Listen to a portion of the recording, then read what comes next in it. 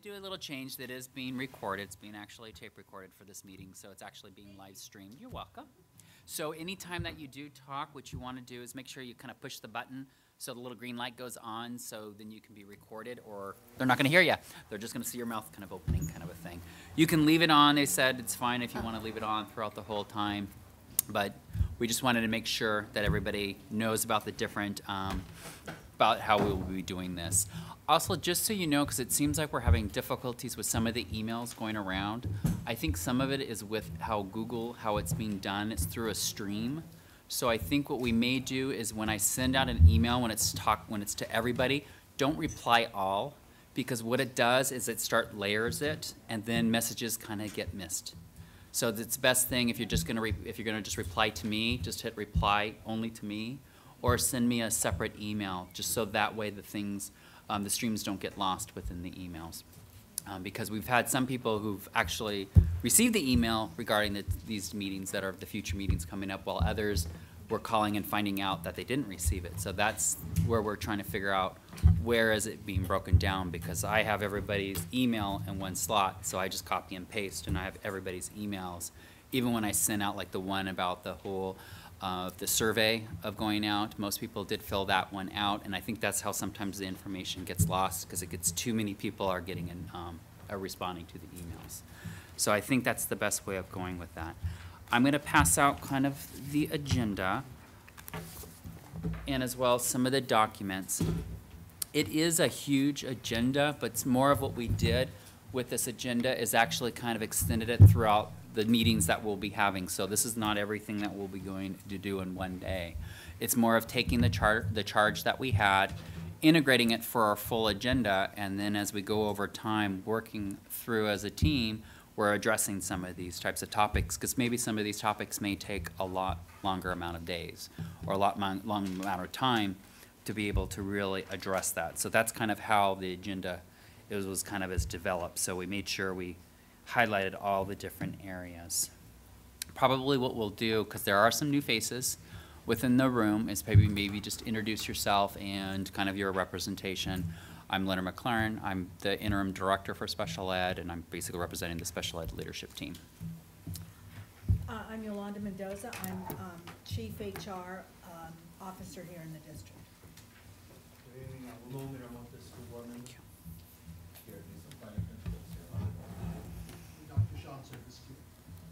Dr. Sean Service, community member. Leanne Brown, community member.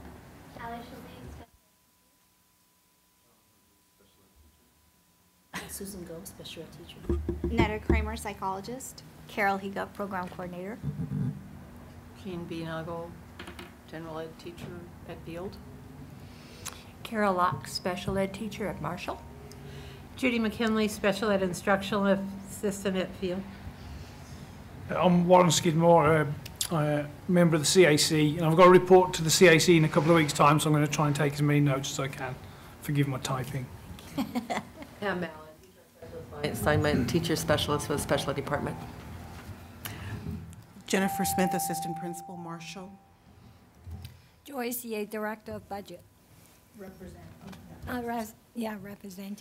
business office. Okay. And thank you, everybody. Welcome again to the Special Ed Task Force.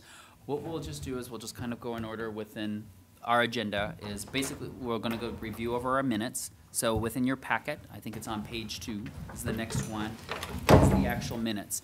What I did too is because Carol Higa is actually taking minutes, some individuals actually sent also information as well to her so she can incorporate within the minutes as well. So again, if you do that, you can either send me the email to me individually and I can forward it on to Carol, or you can have it, do you want it to Carol, do you want me to come from me, or do you want everybody to email you?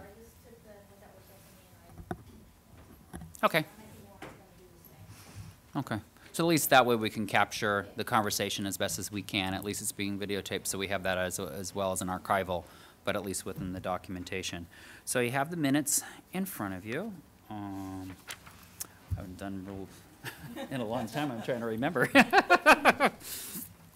So we'll just take a kind of a quick minute. While reviewing the minutes, if you will, please make certain you review the norms that we agreed to during our last meeting.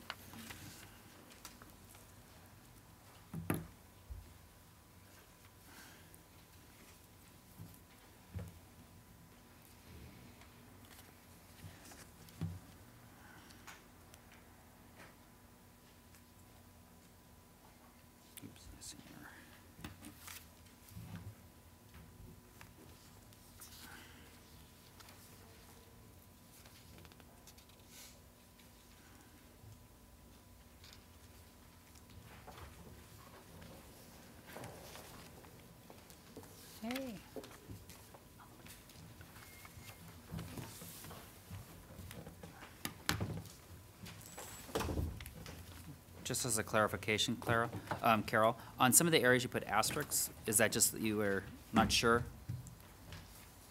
Like on page 3, I'm just curious. Yeah, it says unlanded or duplicate, and then there's like staffing, then it's like asterisk, asterisk, different. Yeah, I was just curious, is that like a topic or?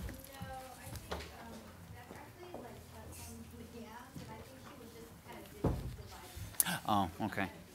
Okay. So it's just a delineator. Just a delineator, okay. Is there any questions or comments with the minutes? Is there a motion to approve the minutes? Is there a second? Any discussion? All in favor for pass the minutes as presented, say aye. Any opposed? Okay, minutes pass. Alrighty. I will pass it along to our facilitator. Good evening, everyone. How are we doing this evening? Good, good. I am Sharon Harvey, for those who were not with us before, and for those who were with us before, good to see you again.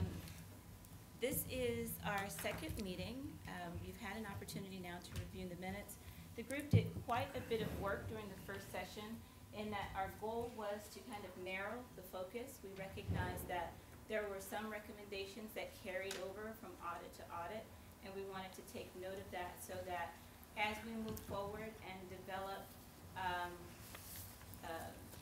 objectives and goals around particular recommendations, that we were not replicating our work in some places.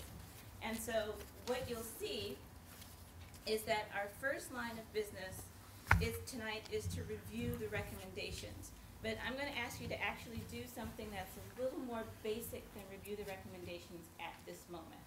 I want each of you to take a pen, and I want you to number every page, starting with tonight's agenda as page number 1, so that we're all referencing the same page if we need to direct one another to something.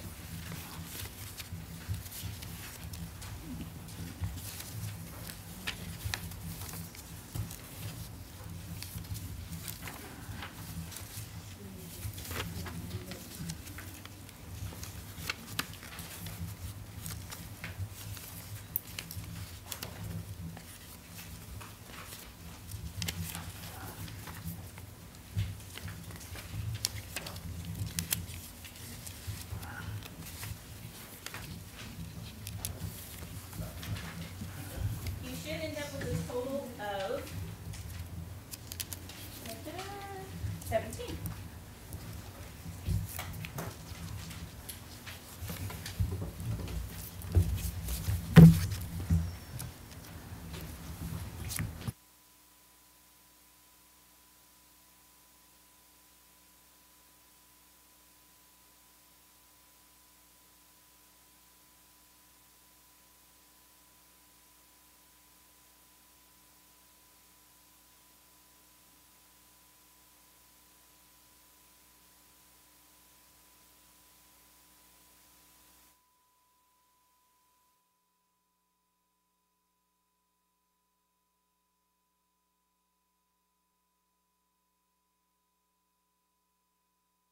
Okay, well, in that case, we know that we have an agenda, we know that we have one packet that are the notes, and then we have a page that is our agenda from last week. We have a page that's group norms. At this point, everyone has those things, right? Okay, super. And then we have a packet that begins with audit assignments. Everyone has those documents? Great, okay.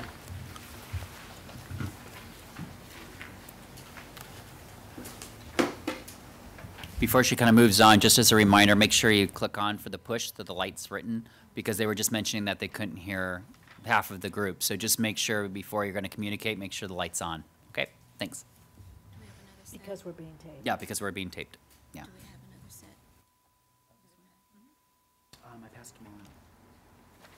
Mr. Castillo needs one. Mr. Castillo doesn't. Oh, we made 35 minutes. I'll make some more.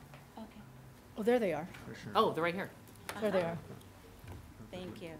Let's just pass it around. Can you, Leanne, you can just pass one down. Great, thank you. Okay, our next item. Again, in our last meeting, we assigned various groups to particular specific audits. I need you to raise your hand if you were not here during the last meeting. So that's 1, 2, 3, 4. All right. We'll take care of that a little later.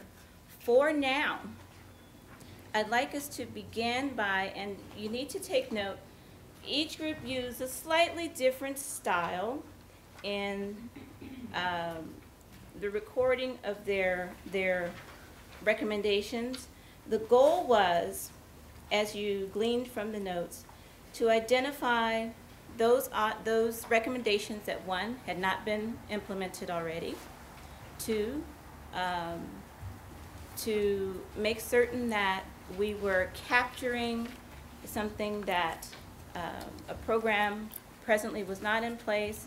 Some groups indicated if there was a partial implementation. Some groups said no, they were comfortable with what was implemented. So I'm going to ask you at this moment to just quickly page through the recommendations. Make notes if you have any questions as you're thumbing through those. But quickly page through the recommendations.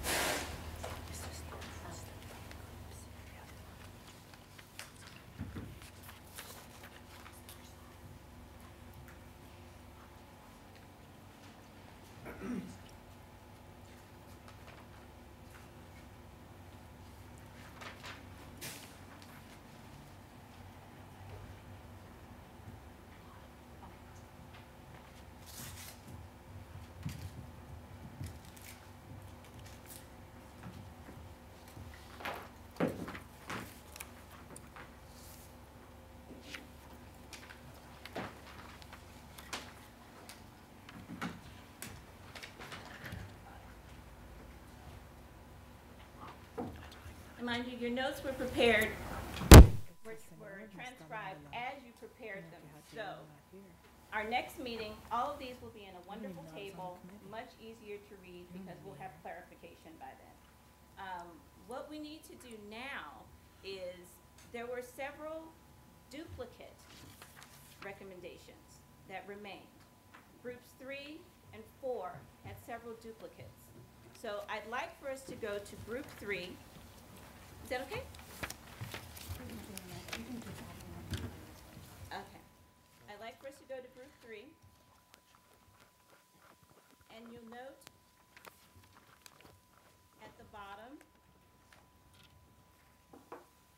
have some bullet points that say duplicate. Develop blended program to serve SDC, RSP homeschool.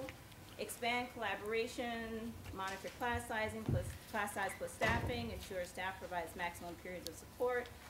Different motivating factors, not achievement. So what we need to do now is determine, based on, and each person in the room, other than the 4 that raised their hands, was assigned to a group. So you have some familiarity with the material. We need to discuss the bullet points to determine, is this something that should be with another recommendation? Am I?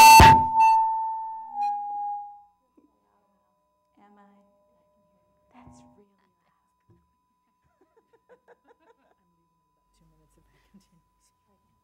How's that? Okay, thanks. All right. So what we want to do is basically go through the process that we did towards the end of our last session. And we want to determine, is this the appropriate home for this recommendation, or is there another set of recommendations that exist that, such as an example, we discussed transition plans, that it would be beneficial if we had an overarching transition plan and then addressed the various types of plans and the various needs for transition within that one plan. So I'd like for representatives for that group to just really take note and let us know, is this the place, do you believe, for these bullet points, or do you think there's another recommendation that, or another audit where this might actually fit better, where the recommendation would fit with some of the other recommendations? Could you say that one more time? I'm sorry. Okay. You talked about transition. What was? The example was the discussion around transition. In the last meeting, we found that transition existed with a group that was here, it existed with another group, and we found that the best fit was actually with one particular group because we didn't want to have 3 different transition plan recommendations, but we were going to, for the sake of synergy and completeness, develop one recommendation around transition plans and one action plan around transition plans rather than 3 in 3 different areas. So my question with regards to the bullet points under duplicate, is there a place within either of the other groups where one of these or all of these bullet points might have a better fit in order for us to develop a more complete action plan? Is this a standalone, or is there a place where it fits with something else?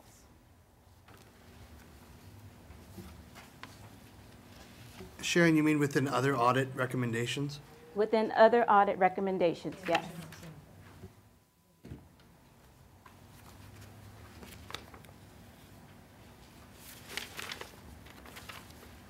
We might begin to look at audits 8 and 9, because one thing is that we're looking at different programs, the effectiveness of programs, inclusion of programs, training issues, and in those, now this was specific to children with autism were these audits, but the transition difficulties obviously are occurring across the board with many students of different disabilities, but one of the issues in regards to the audits was that separate programming for children, more effective programming.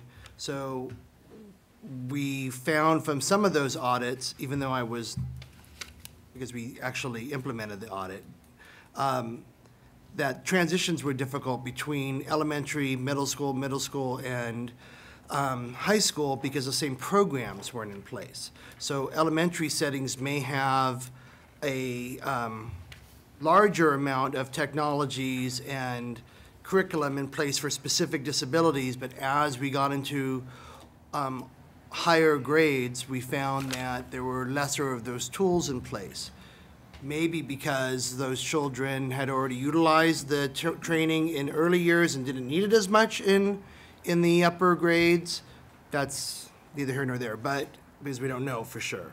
But that could be one area where we're looking at transitions in combination with the coaching and training of teachers, because programs have to have a continuum.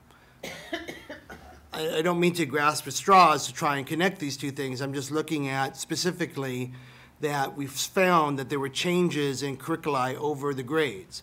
So that's a transition difficulty too, because if you're used to one thing in elementary and then you go on to middle school or high school and it's not there, you've actually lost a tool, and that might be more of, that might actually make you handicapped because you don't have the tools in place versus just having a disability. Any other comments?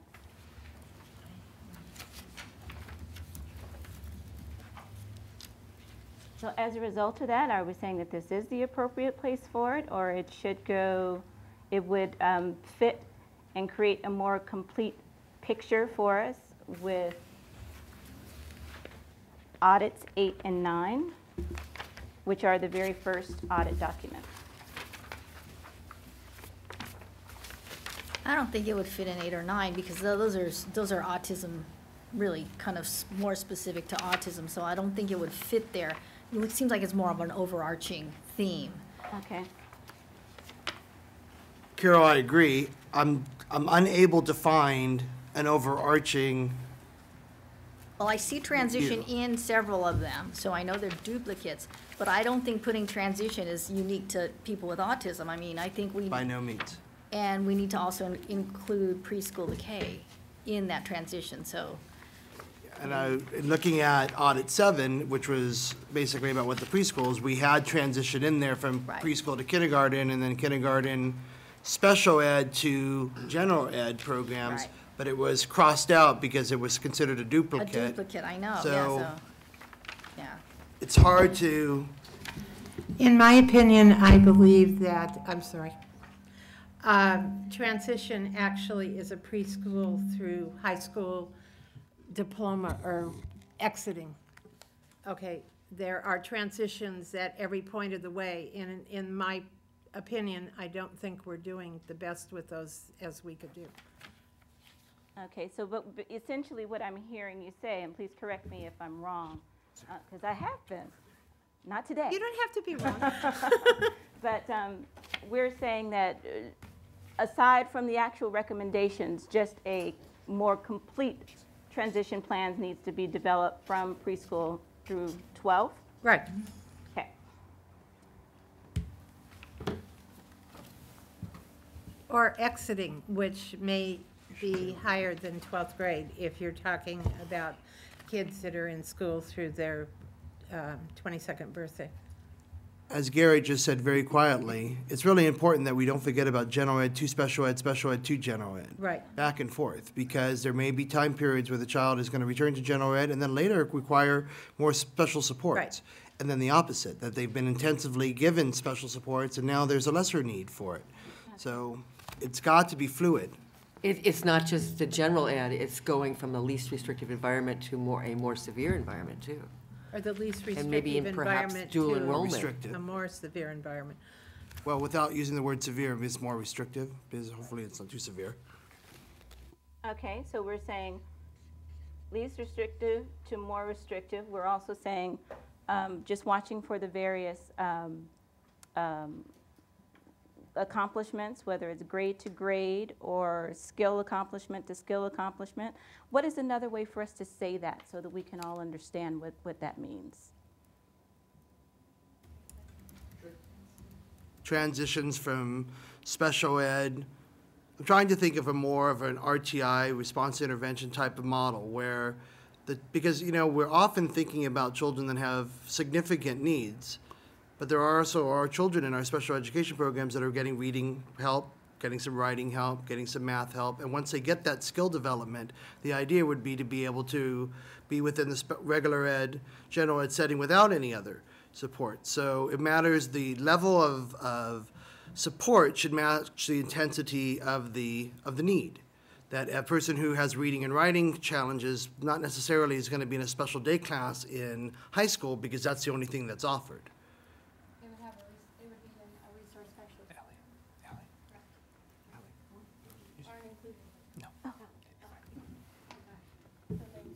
They would be in a resource specialist program, right? Or Is that maybe what you're exited saying? altogether. Or an inclusion program, Right. right? Or exited. Okay, but we're all in agreement that a complete plan, which takes into account these various levels, needs to be developed. Is that what we're all saying? Yes. All right, great. If we can, let's bounce back to that first bullet point for Group 3, develop blended program to serve SDC RSP homeschool. Can we address that? Is this a duplicate? Is there another recommendation where there is some relation that is meaningful? Yes. I need a definition of blended program. Okay. Let's I go don't to know what that Group means 3 here. because Group 3 actually had that particular item. Who were in Group 3? Who are the folks who are in Group 3? My impression was that blended inclusion at this time was the definition that PUSD had been using at the time, which was a general ed teacher with a special education teacher. And then the class mix was predominantly general education students as well as a handful of students served by special education. I have a question from the process perspective, not to derail this, but I'm assuming that by going through each of these audits and classifying these recommendations, that the goal is then to combine all these recommendations into a prioritized list. At least from my way of thinking, is that correct assumption? That is correct. Okay.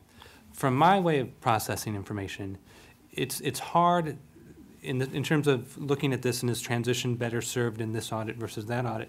It's hard for me to determine whether a specific recommendation should be assigned to an audit. For me, I would feel it's more valuable to just have transition as an overarching goal, forget where it falls into audits 1 through 9, and then let's discuss that issue in totality. The second question from a clarifying perspective is, my recollection from this task last meeting was to go through and cross out actually all the duplicative stuff, as well as things that had been implemented. I know that for our group, we didn't want the duplicate stuff to be lost, so that's why we didn't cross them out, but we organized them in a separate heading. And so my concern is other groups may not have done so. In crossing off the duplicated lists, we've lost a lot of duplicated recommendations that are really probably the most important because they were duplicated in recommendation in several audits. So I would hate to make the assumption that just because groups 3 and 4 didn't cross out duplicates but reorganized them, I would hate to make the assumption that other groups didn't just cross them out because that was the instruction, and hence we've lost a lot of good recommendations. Yeah, just to respond to it, there were some groups who did ask that question, and so the response was, if you see that item for the year of the audit that you were responsible for going forward, if you saw it again, then you want to make note of it in the year that you were responsible for. Okay. Because it would appear again. And so that's one of the ways we wanted to capture those duplicates. Okay. Can everybody do that? Can I say that I think the whole transition thing is like an umbrella with everything under that umbrella that should be a seamless line between moving from one category to the next, from preschool to elementary to middle school to high school. So it's kind of like an umbrella. I believe that's the understanding. That was the direction we were trying to move in. I hope so. Well, let's make certain. That is the understanding that we all had about the reason we identified that one specifically, because it did appear in multiple areas. Yes? I think that transition is kind of two separate things. One is what we're talking about, pre-K to kinder and 5th to middle and so on. But another part of transition are our kids who are moving from the least or to a more restrictive environment. I have 2 children right now who are fully included in our school who are going to special day classes. I received a child this week from a special day class into inclusion. So those are transitions too. they're not just the different levels of grades. Yes, we did capture that. Okay. We did. Again, group understanding is very important because you're actually going to be creating, based on that. So any questions that need to be asked now so that we are all on the same page, please ask them. So I just want to clarify that as a group, we're all thinking about multiple types of transitions. We're looking at transitions from grade to grade. We're looking at transitions from school setting to school setting. We're also looking at transitions from more supportive to less supportive environments, not meaning that general ed is not a supportive environment, that it doesn't have external supports or supplemental supports. Yes? That's Agreed. what I Right. perceive There's no that to be. limit to, it's not like it's just about moving from elementary to middle school. There's transitions within schools also.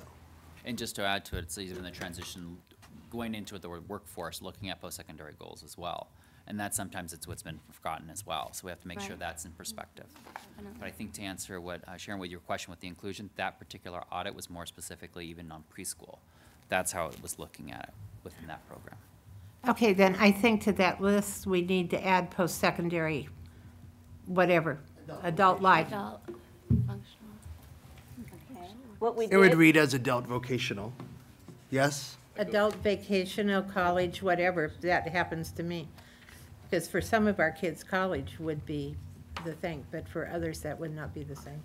I tell you what, because we are on the topic and there are a number of concerns to make certain that all of those get captured, let's just go through.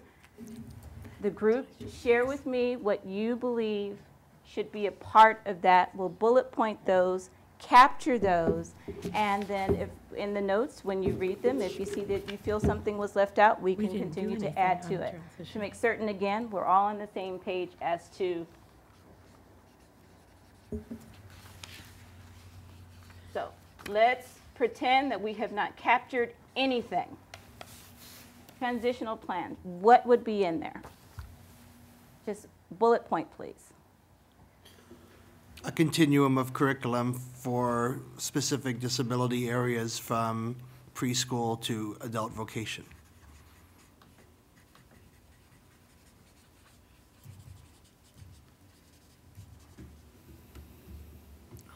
I'm sorry, through Adult vocation, adult vocation. because vocation, I think, does get defined as whether you're going to college or a training school or a day program or whatever. It's what you're, Okay. What else? Give me some of those other items that we poured out before. I think teacher collaboration, conversation, what have you, I think making sure that the teacher that was responsible for the child or the student in this present year, and that the next teacher that's inheriting the student, there has to be sufficient time for dialogue and understanding from from a professional level as well as with the parents as well. I agree with your statement about having collaboration with teacher to teacher, but I think oftentimes a good plan that you set into place of teachers talking to another teacher, that teacher leaves the district, that teacher's no longer teaching, has retired, life happens. So I think we need to go beyond that to maybe capture something in a form or a written, the IEP itself, to better explain the specific and unique needs and strengths and challenges of the student. but Pam, you may have hit just on the actual issue, that it's not about teacher, it's about program. So when a teacher leaves that program, another teacher should be transitioned into that program with the same program knowledge base. Right. Much better program. Okay, basically, the case carrier, which in elementary school would probably be the RSP teacher, would have the conversation with the receiving teacher if the prior teacher is not available to do that. Does that make sense? Not necessarily. You're still looking more than at Teacher to teacher. versus looking at programs. You've got to look at programs and what specific classrooms do with curricula. Program awareness. Yeah, exactly. An awareness of that the elementary teacher is aware of the programs that her elementary students are going to go to into the middle school. And the middle school teachers are aware of the high school programs that those children are likely to go into, so that there's a continuum of knowledge and it doesn't stop at any point when a child transitions. I guess where I was going with my point is that oftentimes teachers are relegated to that week's or a couple days worth of planning before before school starts, and their concern, I'm making generalities, but obviously much of that time is spent in terms of making sure the classroom's in place, and not sufficient enough time is provided the teacher to really look at an IEP and the history of an IEP.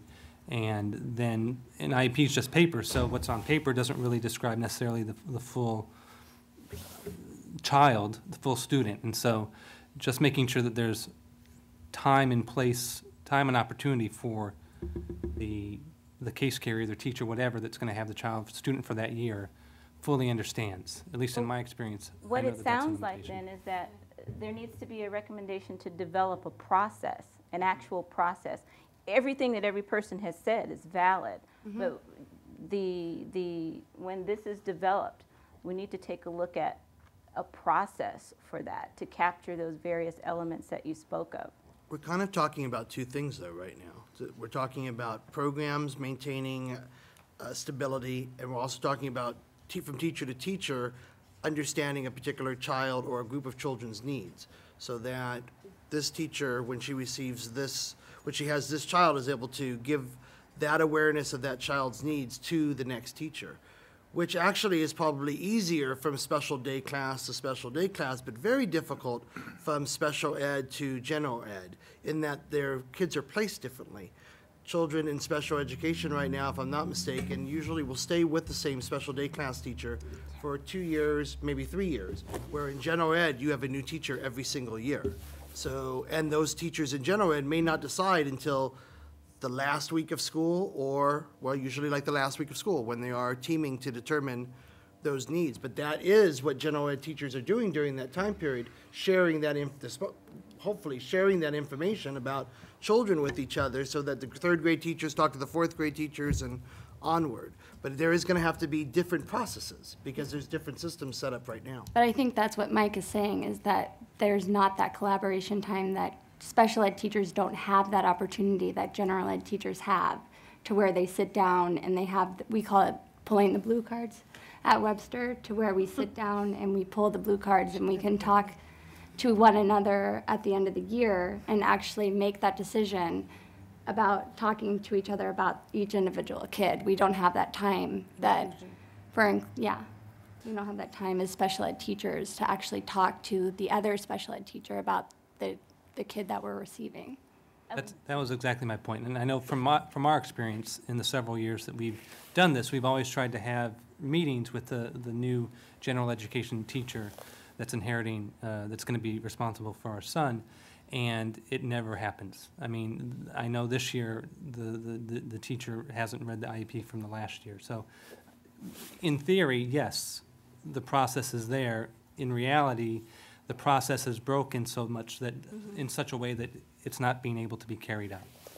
And I think it's exacerbated when you get to the secondary level and you multiply the number of teachers by. Oh, it's on. It's on. It's exacerbated at the secondary level when the number of teachers is multiplied by 6. Yeah. Often. And then it becomes sort of a care unit, and that time is never fully developed to sit down and really focus on this particular child. And secondary is when I think elementary does a much better, tighter job. When it gets to secondary, things just sort of explode. And then somewhere up there, we'll have to talk about it, because I think inclusion is also another overarching big topic. Mm-hmm. Why is that? It seems like you start in preschool, they do things right. Carol can say they do this sheet that when they're preschoolers, they have to fill out, preschool teachers have to fill out something that describes the child. And they basically have to put it with the IEP so that the next year's teacher has something to read. It's a summary of that kid, so the next year's teacher has something to go by. That's minimum, that's nothing to do. And then they hit elementary school and we do nothing, and we maybe collaborate. And then you hit middle school and you do even less. Like, why? I don't know. Because is there a cultural mythology that children have already gotten everything, and that at a preschool, elementary level, they've already gotten intensive intervention. So by the time they're in secondary or high school, they've already done what they can do. Is that a mythology that, I don't know, I think it's. because it does enter into every single school district community that I've ever seen, that there's always a change between the elementary level, the intensity of the programs, the prettiness of the class, I mean, everything, to more sterile situations in secondary and less levels of intervention. So I think it's a myth. I think it's a myth that people believe in some way that the kids don't need as much when they're, because they've already had so much. I don't think If I that's may, it. I though, think Jennifer I don't hit want the to nail on interrupt the the head. group I think because it's the amount of everything you're saying is Multiplying into important. mushrooms, you don't have enough time. Just a moment. But the issue of culture has come up several times. And that is one of those issues that's kind of standalone in and of itself. Because it has, that thread has come through each one of the groups as I walked around and listened to your conversations on our last meeting. So I don't want you to think that I'm taking that lightly, because I'm not. We do know that the issue of culture is something that we have to discuss. Not so much the issue of culture, but the impact of the culture, and then some developing recommendations on what can be done to gradually move that. A cultural shift can take anywhere from 3 to 5 years in an organization this size.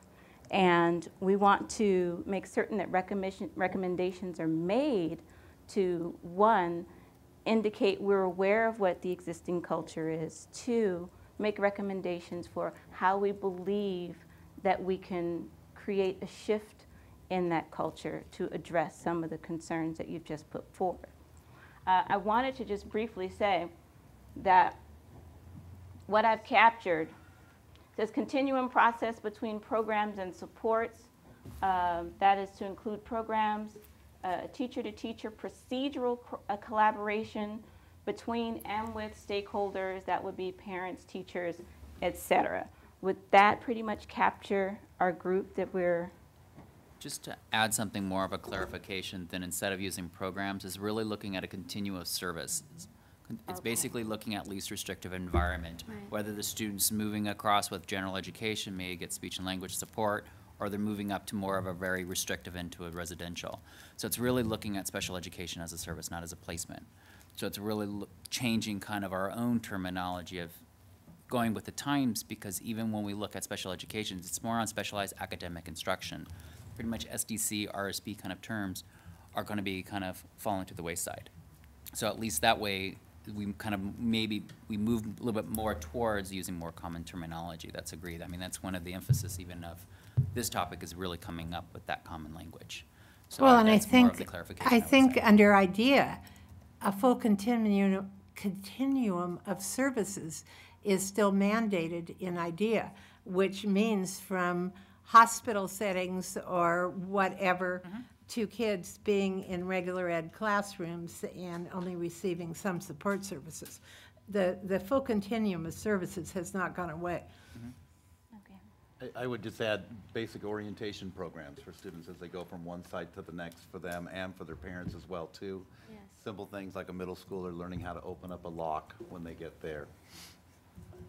Which seemed to have been lacking in that in-service. This might be the time to talk about. You may actually laugh at this, but my son, who is incredibly able with some things, but when it comes to taking out the trash, cannot manage to do that. When we transitioned him from a middle school that had no lockers, you know, none of that, we literally, my husband and I took a day off to go and walk through the campus, and the counselor thought, this is ridiculous. We don't have parents who are there to show their child how to open a locker. He had never done it before. Sure. So it can be incredibly overwhelming to have so much come at you all at one time. So the orientation, this is not me advocating, I'm simply saying what my experience was with it. And it was definitely beneficial. Two other things related to transition. One is there's a safety and acceptance issue, I think, with transition. And an issue with only having certain programs or certain levels at one school versus other schools is when you go from an elementary situation where some schools are inclusive, others are not, some have hardly any special education programs, and then you move to middle school. The kids the students from an inclusion school are used to being around students in special education, and they're great. But then the other students from elementary schools that haven't had that exposure, then there's that foreign aspect to it. So I think that's an area to include in this. And then secondly, one of the problems with the whole process of year to year is that a lot of times, as brought up, substitutes are in place at the beginning of the year. So the lack of, to Pam's point, the lack of consistency in terms of conversation between what the expected teacher isn't there, but then you have a short-term placement who has no investment long-term either.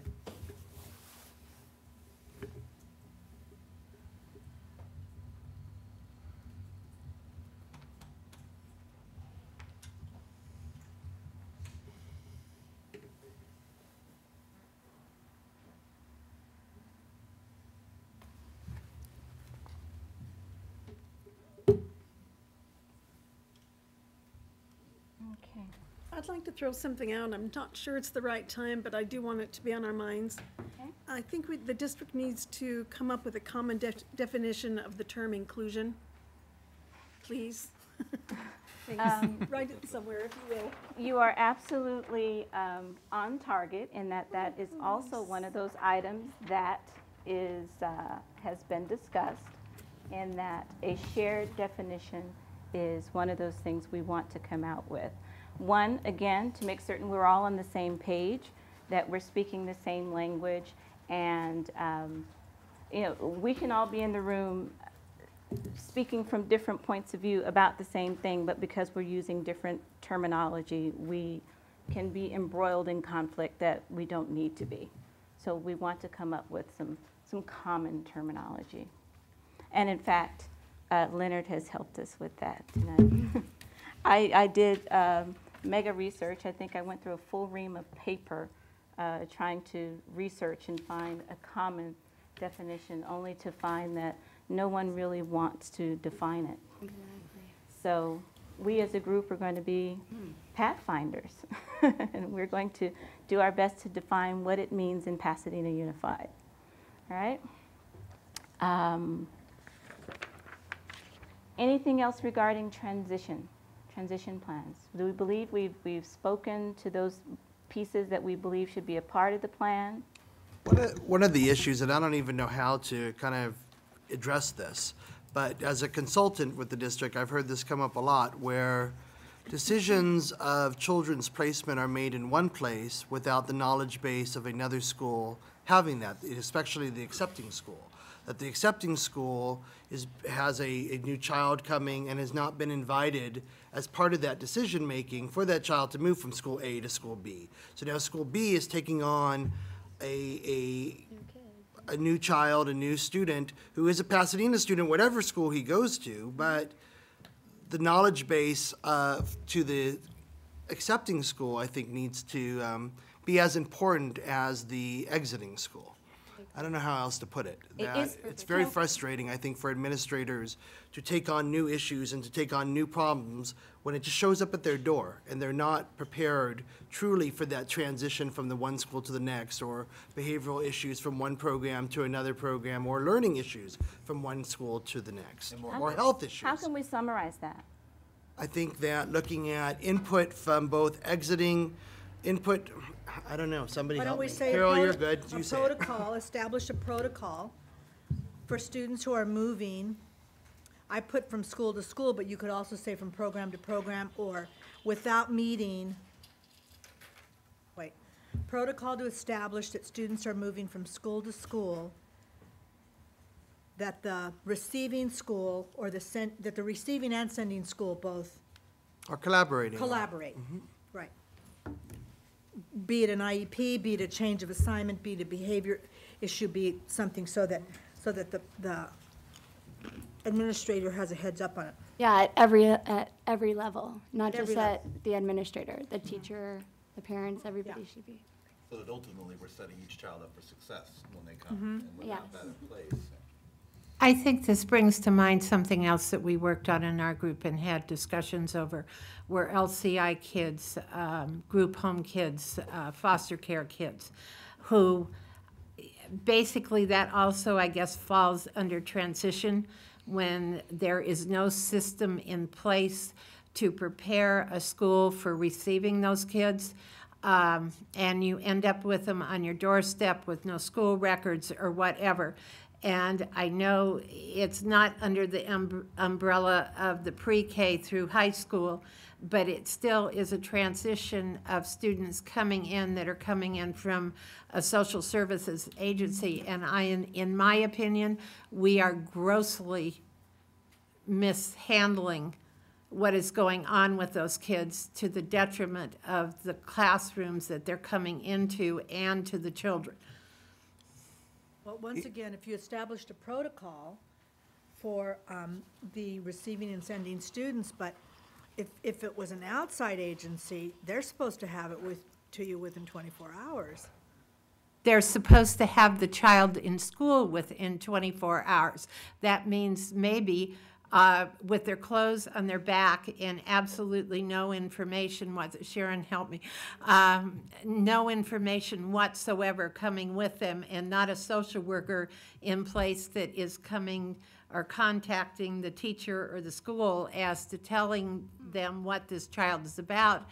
A child may be a special ed student, they may not be a special ed student, they may be an SED student, that has severe behavior problems that's dumped in a regular ed classroom, which destroys that whole classroom culture because this child has such severe behaviors. And at some point in time, we really need to deal with that because this district is the most heavily impacted district in the state of California with those children, and it definitely is affecting our classrooms when they come in, and a lack of knowledge as far as school staff goes as to how to work with them. So, because I heard a couple words that I understand where you're coming from, the dumping, the filling, overwhelmed, but it may be to make sure that there's a knowledge base of supports that the individual needs in whatever setting, because a lot of the times when we see transitions from a student that's in an LCI or a group home, it's assumed too often that he actually has special ed needs or meets criteria for special education and may end up in a setting which is not legally responsible for his educational needs, meaning that he has not met qualification. And we have to get a child has to be educated immediately, but maybe what needs to occur is more of, okay, let me just say it very simply. When I taught at 5 Acres, one of my jobs was assessment. Literally a classroom that's all it was, is to determine where did a child need to be. And maybe there needs to be some type of a program, especially in the secondary setting, of, okay, we're assessing this child's overall support needs right now. I'm talking elementary. Right, or elementary. In a regular education program. Right, either one, Judy, whether Right. it's elementary or secondary, to have a setting where we get to know the individual before we Absolutely. actually There's throw nothing- them into something Right. they can't handle. Okay, if I may, that sounds like another protocol that needs to be developed? So I'm Yes. just basically going to say, establish a protocol so that when we go back to it, we know what we need to address. All right? Okay. Yes. I feel like there's an assumption there that the student hasn't been tested in their last setting. A lot of the times when we get students from LCIs or in group homes, they're sometimes in a place long enough where they come in with the IEP or they come in with all the testing. I guess the fear there is we don't want to over-test the kids, and sometimes when certain kids do come into the schools, it could actually set them off right away. Well, I think what I was speaking of more than coming from 5 acres, because generally when we get kids from 5 acres, there's some kind of support staff that is there to explain what's going on. We have had kids dumped into our classrooms who are not coming from any agency and have been dropped in a foster home in the middle of the night and show up on our doorstep the next morning with nothing. And there's got, in my opinion, there's got to be some different kind of process that happens within the district to initially have something where those kids at least have some time to kind of be figured out before they're dumped into a regular classroom and destroy the classroom because of their issues, okay? And I'm not blaming that on the child. I'm just saying for everybody, it's not a very workable thing. Sure. And as the group has agreed, that the need to establish a protocol, which certainly will involve various components, you know, the time frame you consider, the staffing you consider, all of those parts go into the development of a protocol. But that's a recommendation that the group would want to put forward. Absolutely. Anything else around transition? Anything else around transition? All right. So I want to take one step back just to make certain, again, we're on the same page. We're saying that the duplicate items with group 3 we're going to leave as standing, and those will be recommendations that we record with the other. Is that correct? Great. Okay. The next item, suggested recommendations that were not included in the audits. If you go to group 1, Group 1 identified that there were some items that were actually recommendations that were included in the audit documents, but however were not put forth on the audit summary document that we have. Could you tell us the page you're reading from? Sure. It's actually in the packet with all of the recommendations, very first page. Group 1. There you are. The page numbering would have helped. All right, so if you'll note, at the bottom, you see not included from audit number 9. Again, this particular group identified that there were several recommendations that were not put forth and did not appear on the what was the document called? It was basically a summary sheet. That was it. It's been a long day. The drive from Downey was an hour and a half. So just a representation that it's something that this group noticed and wanted to make certain that these recommendations were also included and represented with the other recommendations around that particular audit. Are there any questions or concerns with bringing these forward? Well, one of them, use of an overall cohesive program district-wide, sounds like what we've been talking about. Mm-hmm. So, Actually, for me, and this is just Sharon speaking, this is not facilitator speaking, but use of overall cohesive program just seems like that's what the task force is here for. So, my only comment would be of every single one of those little bullet points, they could fall under the umbrella of staff development, professional development. I think if you look at this whole page, everything falls under training, almost. I mean, I put a T next to at least 3/4 of the things next to it, so. okay, are we in agreement that this Yes. represents professional development? Yes, ma'am. Yes. All right. Okay. Before we move into prioritizing recommendations, I would like us to, we're going to take about a 5-minute break. Leonard's got a document that he's going to share with us so that we can share the same terminology. And when we return from our 5-minute break, we'll pass that out, review it, discuss it briefly, and then be prepared to move on. 5 minutes.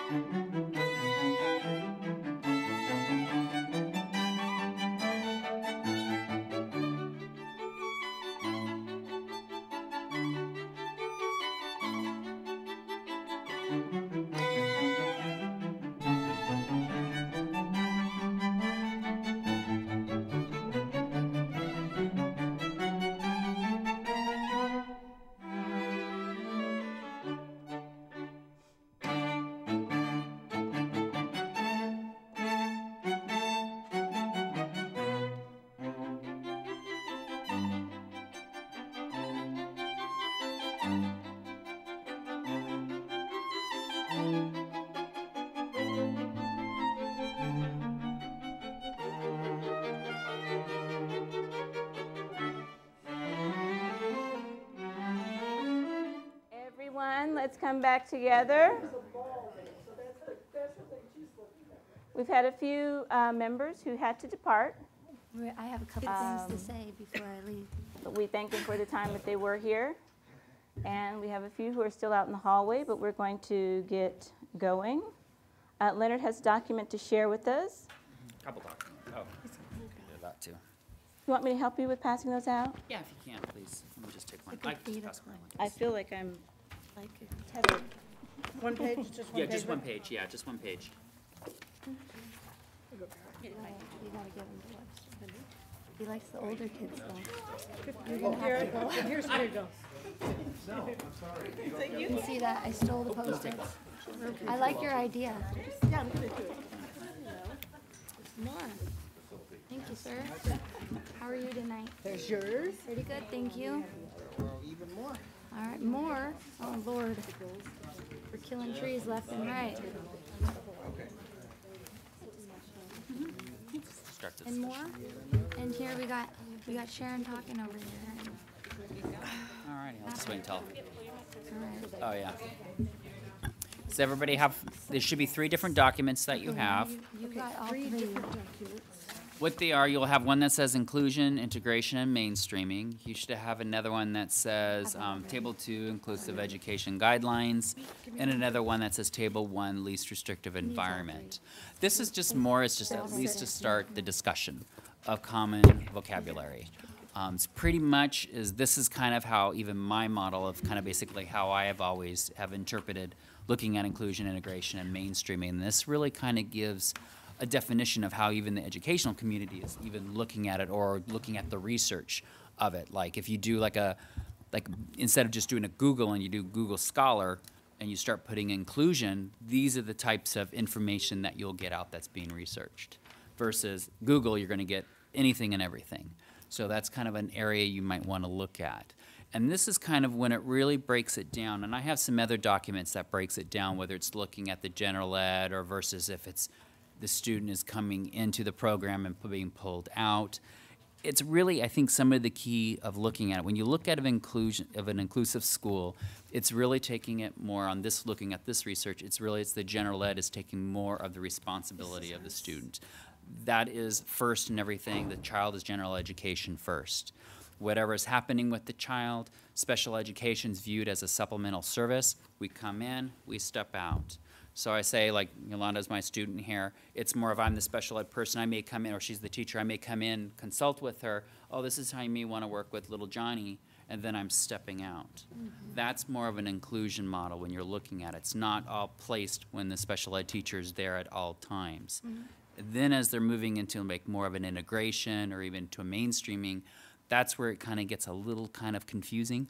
When you look at it, sometimes I've seen other programs when they talk about integrative schooling is sometimes what you may have as like a dual teaching. You may still have the special ed person, the general ed still, but what goes in is the person who's responsible is still the special ed person. It takes the responsibility away from the general education teacher. So it always follows, again, still on the special ed's responsibility. They may get some more of the push-in type of services of looking at that, and then that's when it kind of falls within mainstream. It's pretty much there may be in most of their program in the day, whether it's in a special day class or they're in an RSP program, they're being pulled out. Their services are being pulled in. It's coming to special ed. So that's kind of how it's what this document looks at, and it kind of breaks that down and gives the different services, and it's always revolving around the student of looking at typical peers, how they're actually getting all those types of services. And it's looking at that. It's not like it's looking at even other forms of supplemental services where they're maybe just looking at their curriculum, doing the supportive. It's nothing like saying that, oh, they're inclusion, that automatically gives them an aid. That's not what inclusion's looking at. It's really looking at purely general education first, doing those modifications. You may do some supplemental, some modifications, accommodations, and then it's pulled out. So that's where that document's looking more into it. Then I have the one that I gave you is looking at the least restrictive environment. This was a kind of a nice one. Actually, this one comes from, I forgot, I had my own little writing, that's why I kind of cut it off. But actually, it might be a good interpretation, good time to talk about this. This actually comes from the Inclusive Education Starter Kit. That's where this actually came from.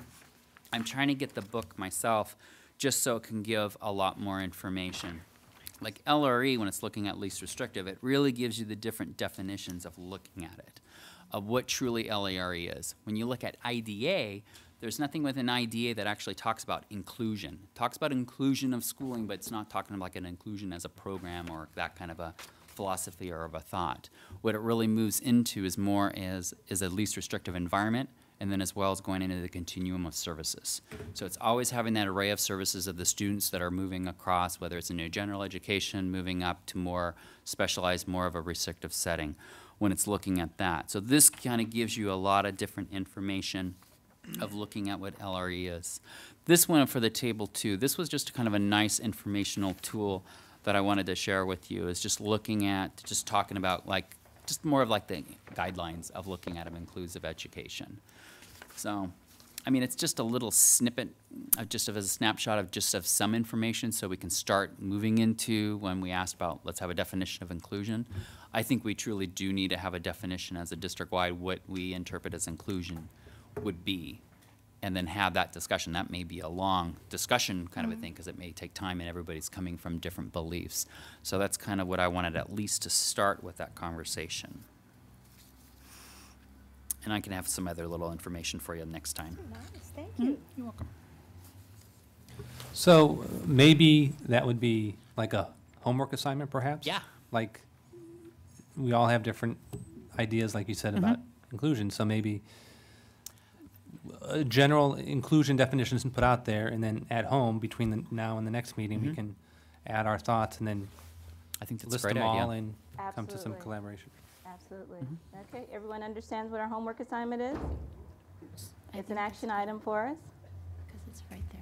Everyone's going to create their understanding of inclusion, and then we'll work together to refine it by contributing and creating a definition of inclusion for Pasadena Unified School District. Yeah.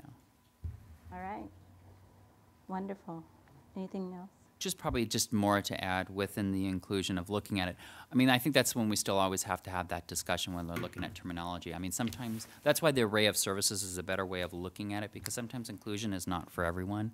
So I think that's when you have to look at more specifics of where is the child, what they need certain services.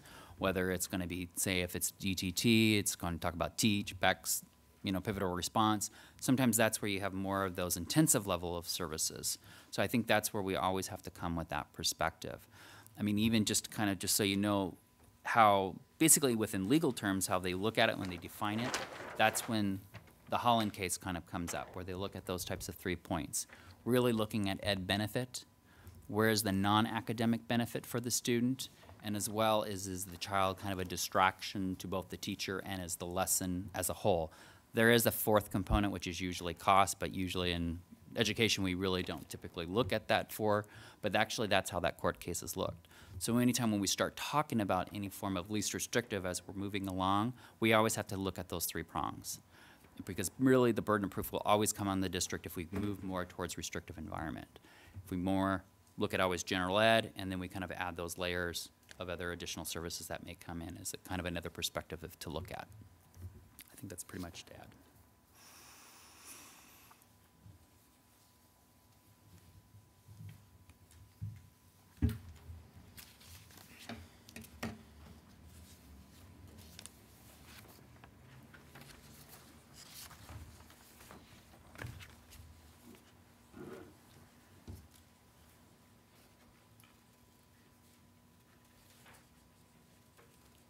Do we have another one of those LRE papers?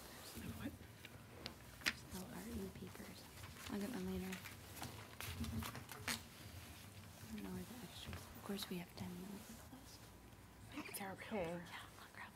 So our homework, individual definitions of inclusion by next meeting to be shared with group to refine and develop the task force definition.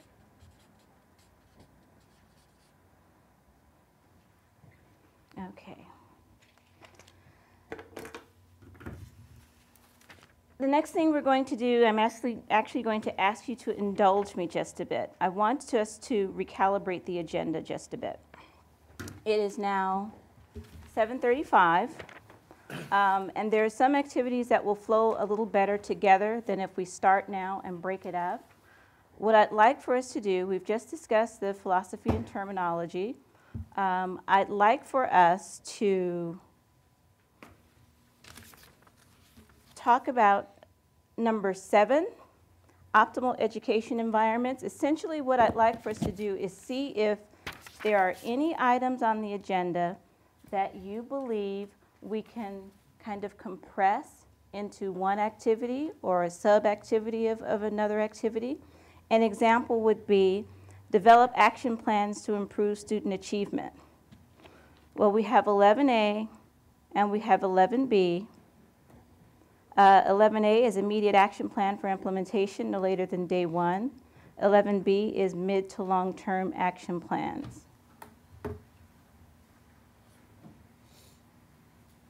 Is there anything that we can do with that one? Are we fine with 11A and 11B?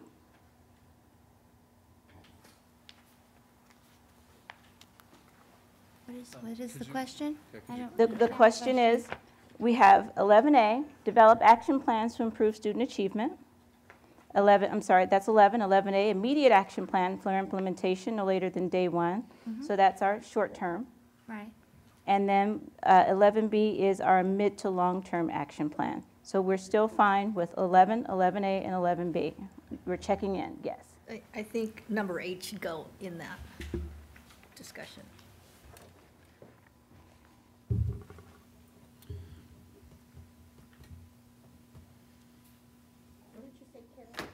Number 8. Add 8. Add 8 to Identify that discussion. institutional and organizational obstacles. Number 8. Right. That should be a part of 11. Yes. Okay, group, Yes. agreement? Kind of, how about number 7, because it goes with number 8? Does Well, it but not, or let's address is it separate? 8. Yes. And I think 8, because there will be organizational, institutional obstacles to the action plan, I think is appropriate. Okay. All right. And clarifying question.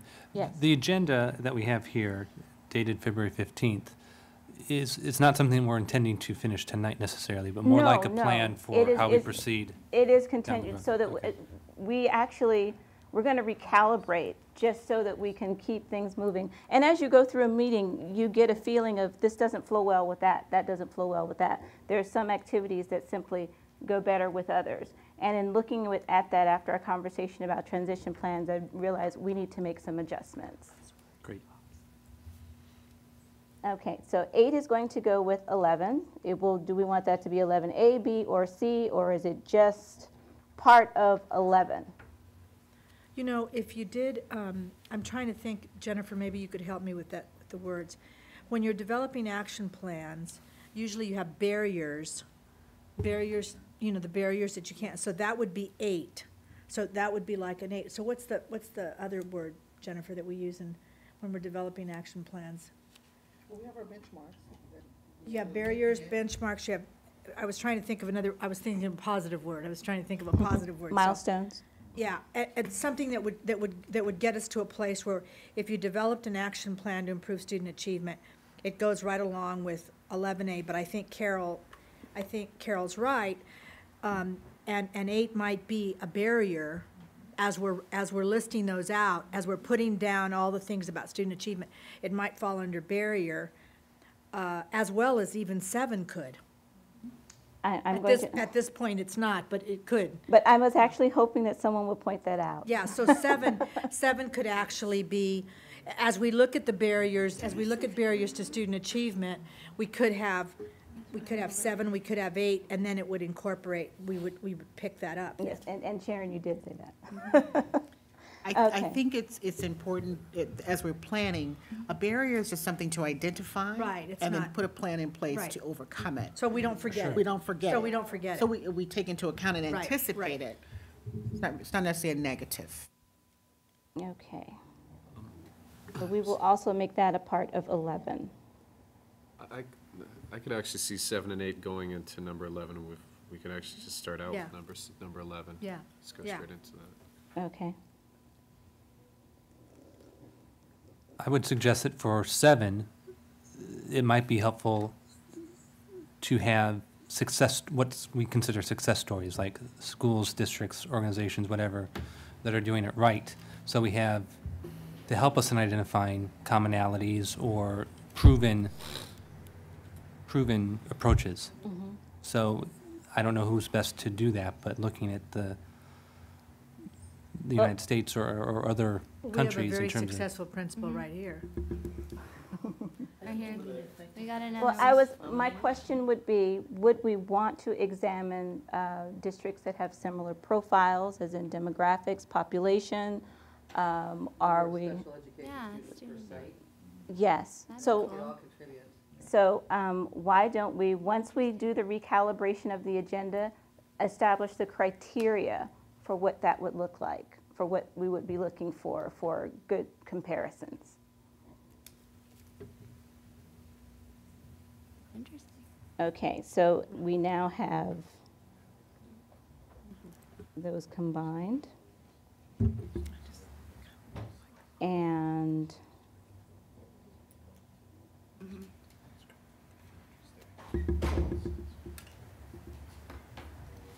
all right.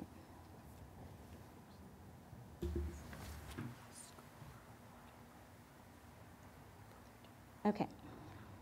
That sounds good. That sounds good. Let's talk about now then the criteria for number 7. Well, before we do that, let me say that what I want to start our next meeting with, because it's very challenging for you to work with the documents in the form that they're in right now. So I want to start the next meeting with the prioritization and then moving on to the next step of that. But again, it's just challenging for you to work with the documents in the format that they're in right now. I absolutely appreciate your staff member who typed them all, but pass that on. It is a bit challenging to try to do that. And also, for the prioritization of activity, if I could request another room, because we'll need some wall space, just for the activity, and then we can all return back to this room, but we'll need some clear wall space to do that for the method that I approach to doing this. Computer room, we have to go to lower level. No, we can either use the computer lab or we can use we have some rooms that are, we can use Okay, them. fantastic, thank you, thank you. All right, so I believe, are there any other adjustments that anyone would like to consider?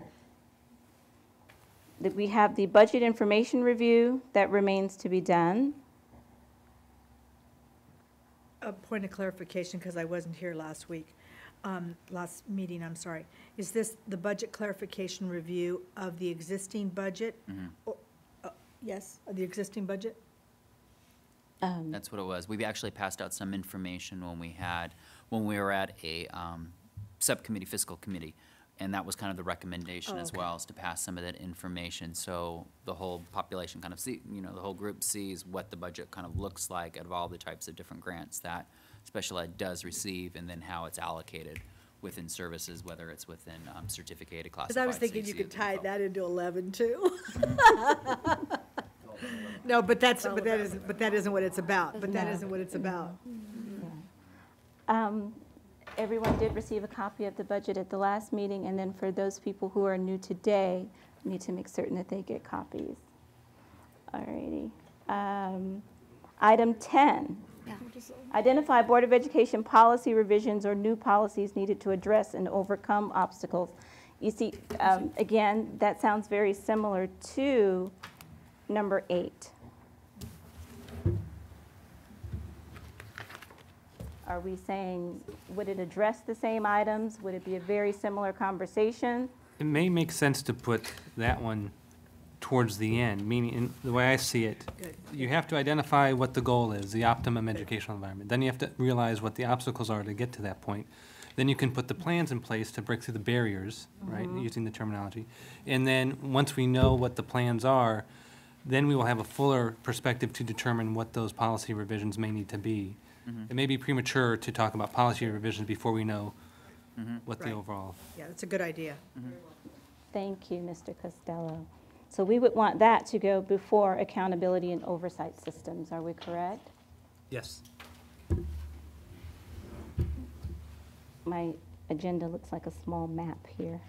And probably just one thing to add to that one too, of number 10 is not just the Board of Education policies, it's also the special education procedural policies that goes along within the SELPA with the local plan. So at least that way, because it's more in-depth and it goes into more of a process versus the district policy is not as precise and very defined. Okay. We should definitely make sure we do look at the budget before we get to the end of the process, because we need a reality check at some point. Why, Warren, you're not going to just write a check? I don't understand. Okay. Thank you. All righty. So are there any other revisions that anyone recommends, or are we all in agreement with the revisions that we've made? This isn't on here currently, but I think it would be helpful, not speaking to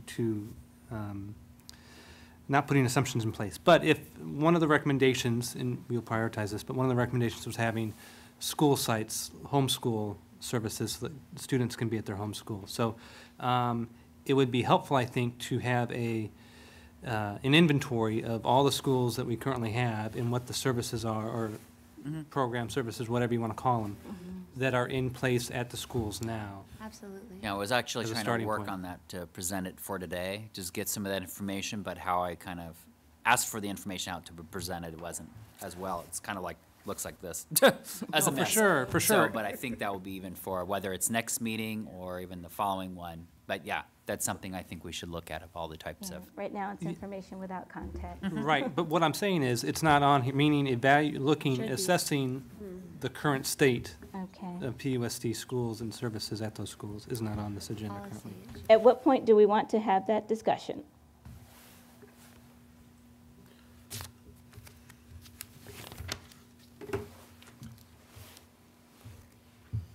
Come on, this is your meeting. I suppose it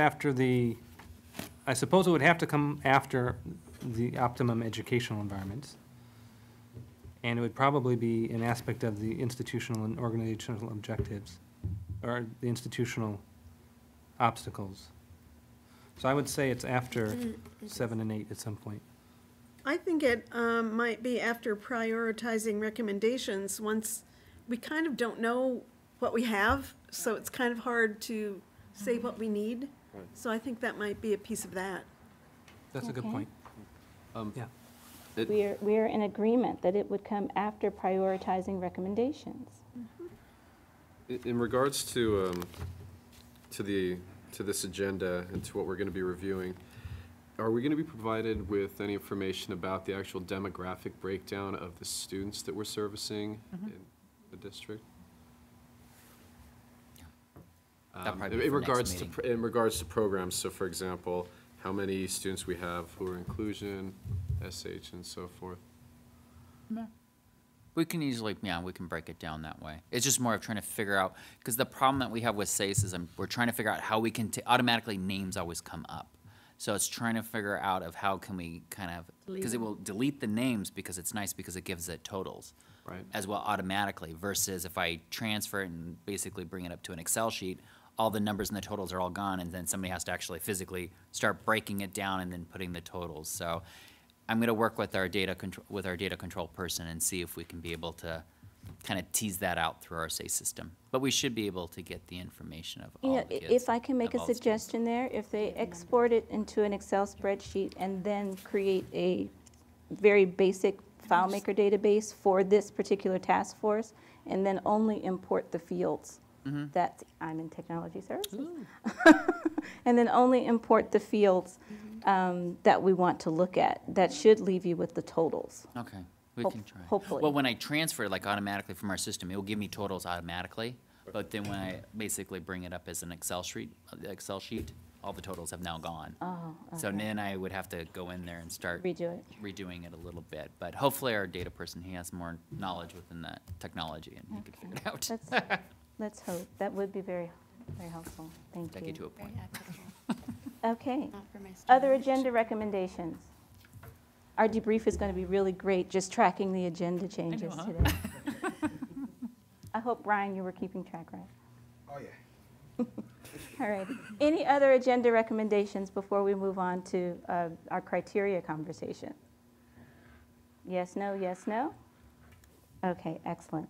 All right, we want to talk about criteria I for... have one, if you don't mind. Equity of numbers across the district. I teach a SH class, and my kids share their teacher with 10 other students. There's 11 kids in my class.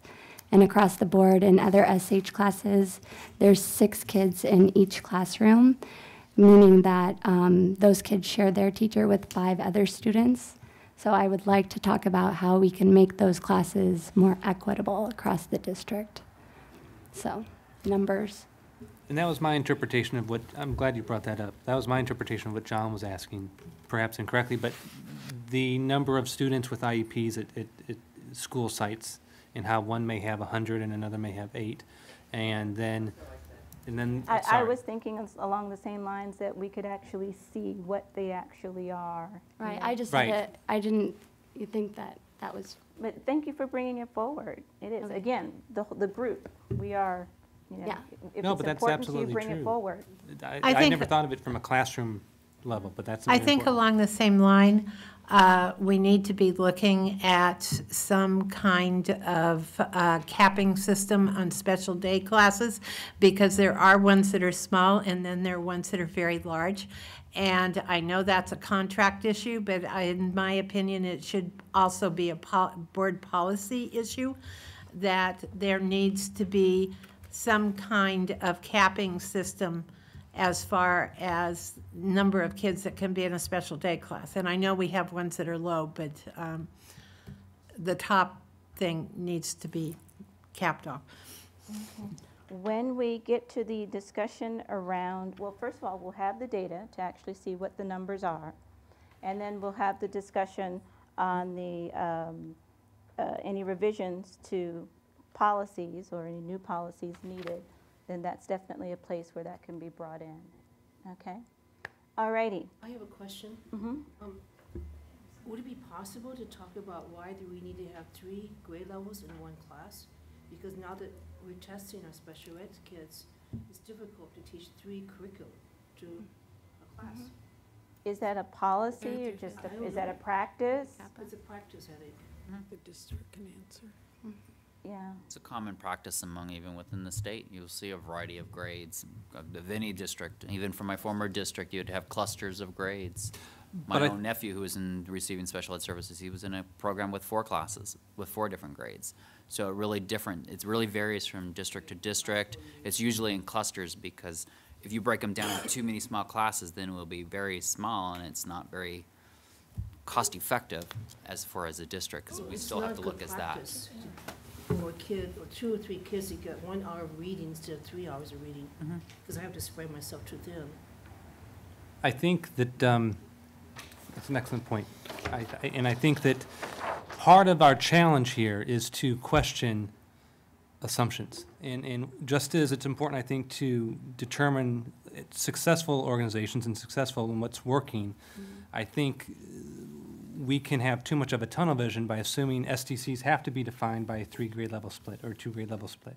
And that staffing has to be one of these and one of these. I think we have to look at putting the pieces together in different ways, and we could find that it could be much more economical to, and one of the questions would be, is clustering a valuable thing, or is it a detrimental thing, or are there situations where it is valuable and situations where it's not? So I think that conversation is a valuable. And I have to say, working at Willard, that they do a very good job. You know, they do, Dr. DeBose broke the classes down based on the amount of students that they did have. So I don't necessarily teach 3rd through 5th grade. I teach 4th and 5th, and then another teacher teaches kindergarten through 3rd. So based on numbers. So she, you know, it is, yeah, she did it based on what we needed at the school site. Maybe it should be district-wide then. Yeah, it might, maybe we do need to talk about that. Okay. I see, maybe we should do that district-wide.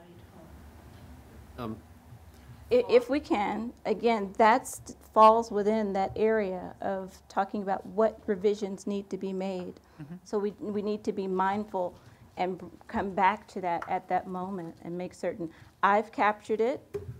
It'll be part of the revised agenda. But we want to make certain that, you know, we make the progress that we're planning to make tonight after our recalibration and bring it up at the time again that we can all focus on it.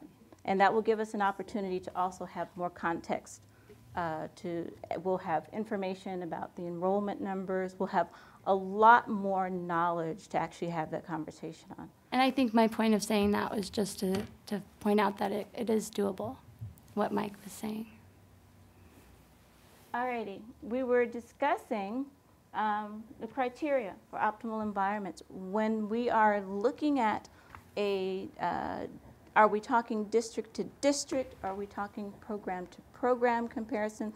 Let's make certain we're in agreement as to the criteria when we look at what an optimal environment would be like. Anyone? Mr. Hundley?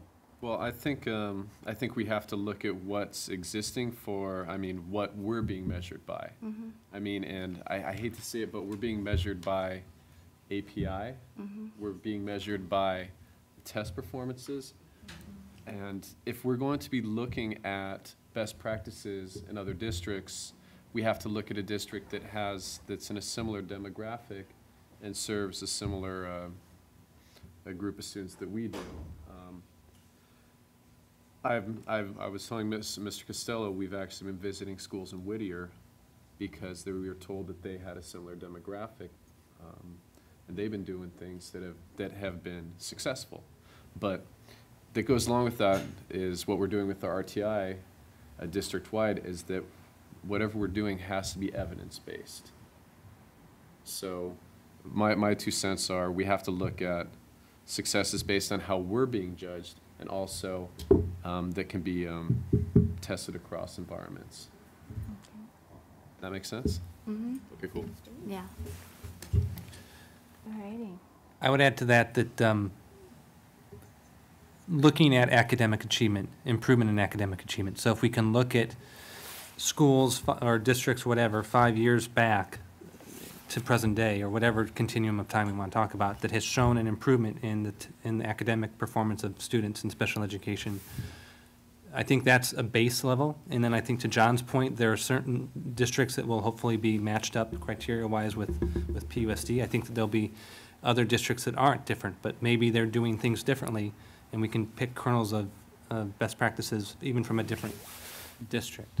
Okay, but what we said was in order to make more, certainly there's lots of great practices out there, but to make that apples to apples kind of view, we wanted to develop a list of criteria for us to actually look at. And what I'm suggesting is that if we only if we only start with a subset of similar districts, we may only find 1 or 2 that have had improvement. I'm not sure.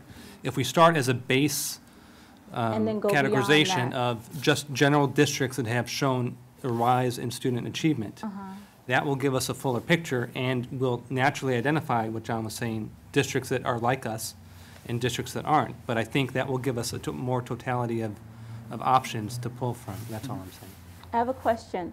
When you spoke of the student performance, are you saying, this is just a clarifying question, are we saying and look at the API of the subgroup of special needs students?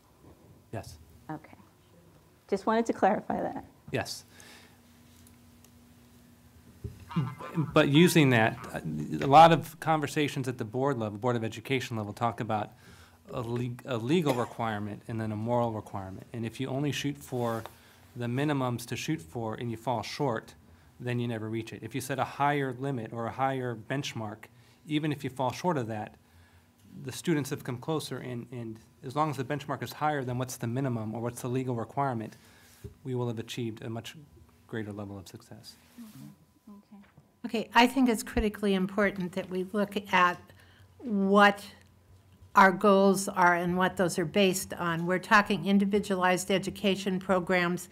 Basically, we have many children with varying ability levels, and it's got to be to the kids' own potential, not to the standards, because many of our kids cannot meet the standards, but they can attain much better academic scores within their own ability levels.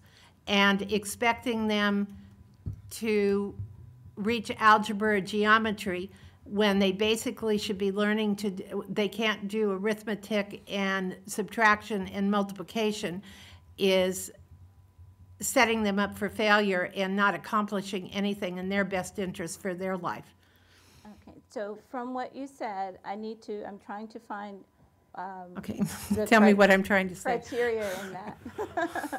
Okay, I think we've got to explore what success looks like based upon our students' ability levels, not an expectation that they are going to do something that's totally unrealistic for them to accomplish.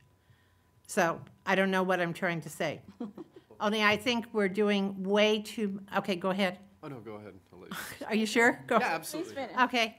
I am appalled at the fact that we have children who can't do arithmetic and do math and subtraction and multiplication that are being expected to do algebra and geometry, which is something they may never accomplish, but they can be proficient at doing addition and subtraction and multiplication and maybe their checkbook, okay? Unrealistic expectations are as much of a hindrance as setting high standards. The standards have got to be based upon what that child's individual potential is, okay? Could that be, that criteria, could that be converted to a qualitative statement, as in, or even a quantitative It should be based statement? upon their IEPs. They have IEPs. That's where I'm trying to Right. trying to drive you there, Judy. What? These are diploma track students that you're speaking of. Diploma track student, yeah, who may or may not be able to meet what the standards are expecting. You know, I'm going to say this, that goes against everything I believe in, because when we start setting low expectations for kids, trust me, I am not setting low expectations. Okay. One person at a time. I understand what you're saying, but, you know, I can't in good conscience agree with that. Actually, we had Mr. Huntley. Oh, sorry. And then Warren.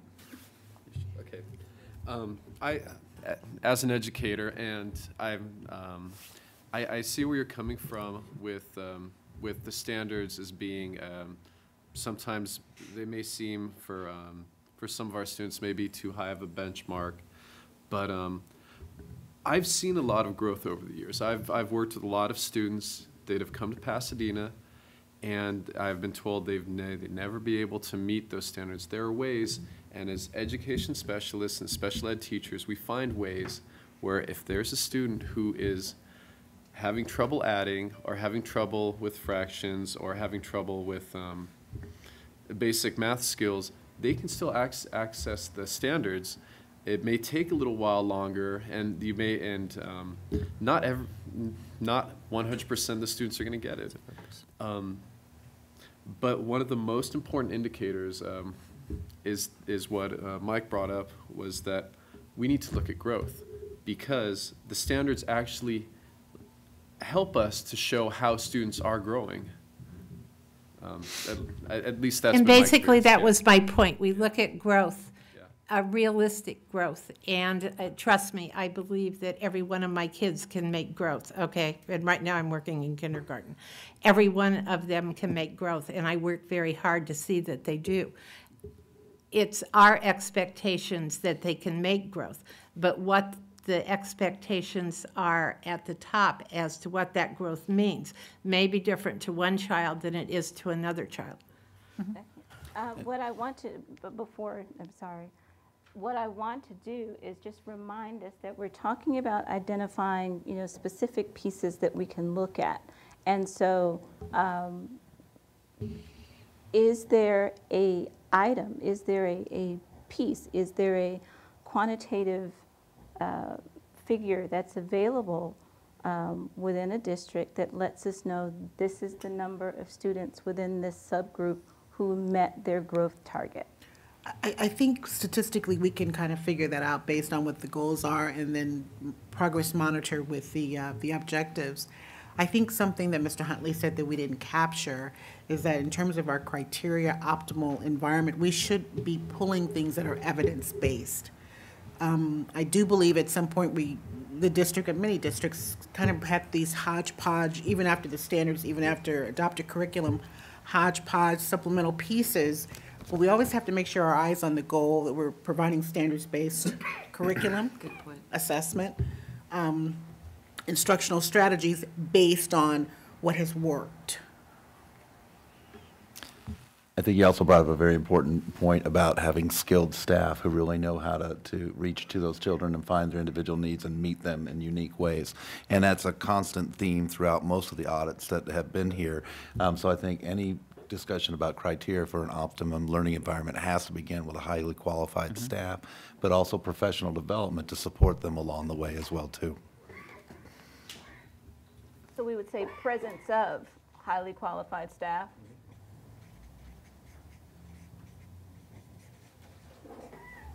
Which I firmly believe we have. I just think there's more we can do to support as well. Okay.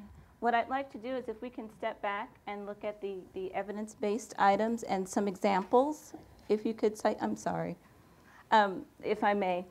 When I shared with you at the previous meeting that my phone is always on because of being a caregiver for my parents.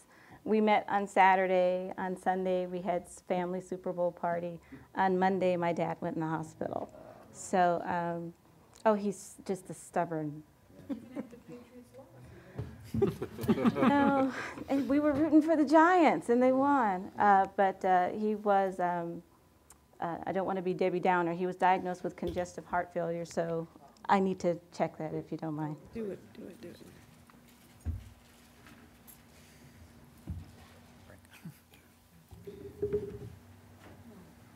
Okay.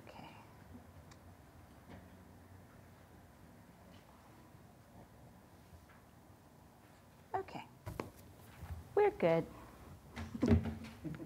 We're good. He's getting accustomed to a new medication regimen, so, and he's not the most cooperative. I don't know where I got this stubbornness from. Somewhere in the DNA, there's a big old S streak for stubborn. All righty. Absolutely, I appreciate everything that everyone has said. I'd like some examples of those evidence-based items so that, again, we can all look for the same things and look at the same things. Is your mother sick? Like a comedy moment there. Warren. So is there data from school districts that show how well the IEP kids are meeting their goals at the end of each year? Is that information available? So that's different to whether they're meeting the standards, but it's showing growth. That was my point. Actually, that would be kind of good if our system did do that, because pretty much it will say, oops, I was like smacking the thing. That was some fun. But yeah, it doesn't actually have that, because typically in each of the IEPs, you just indicate within the notes that they met, not met, but the system, yeah, it's the I in the IEP. I mean, there might be some way we can play around with the system to do a custom field, but then the case carriers, they would actually have to go into those back fields and start filling out that kind of information. But the only problem it has with it, it only looks at like right there. So when you have the additional goals, they would always have to change it. That would be kind of difficult to tease out. Yeah, it's not evidence-based. Yeah, that's true. That's too dynamic of a system. Yeah. I mean, IEP goals are constantly changing, and the reason why I'm really big on the standards is because all of our IEP goals are actually based on the existing California standards. Yeah. I mean, in time, the beauty of our system will actually, you can actually do almost like an ed benefit, but that will always be on an individual-to-individual basis, because it keeps a whole history of everything. Anything that anyone has ever done within the IEP, it keeps a history. So all the progress reports, all those notes, all the goals, everything, when goals have shifted and changed, it keeps track, but the problem is it only has it individual-to-individual. I think if we, with the value-added piece, it's a case carry by, and case by case of whether a student met the goal.